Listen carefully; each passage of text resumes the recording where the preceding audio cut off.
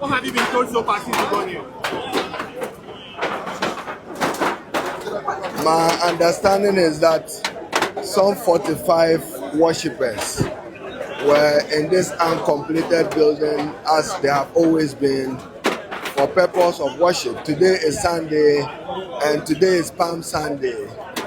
But maybe arising out of the rains or other factors unknown to all of us, the building caved in, the 4-story, and currently there's rescue operations going on. The Ghana Police Service is heavily represented here with the Ghana Fire Service and NADMO. But we are helpless at some point because of the inadequacies of the capacity of our rescue operations. In terms of what is required, we just need a stronger vehicle which can lift the walls, the heavy concrete there. You can see the hand of a woman who even asked for water to drink a while ago. We pray that they are able to make it and survive.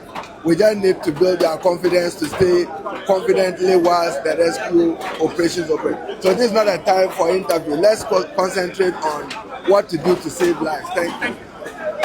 So we just have been speaking to Education Minister Haruna Idrisu, who got here about some 30 minutes to an hour ago.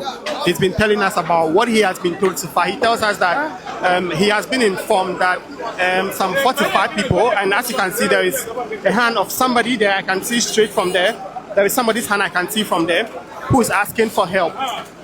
So now I can see that they are trying as much as possible to speak it there, give the person some morale sort of or confidence to be able to hold the fort. Now the rescue mission is still underway. Water has been given to the person. We hope that the person is able to hold the fort until they are able to remove him or her from that side.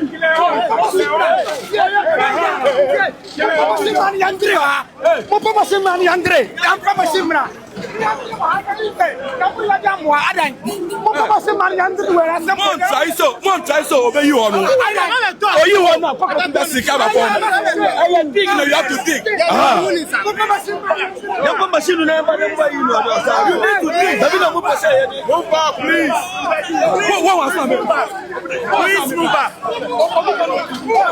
Don't worry. Move back. Everybody should just go back. That is it. Officers are trying to control the crowd at this point, asking people to go back.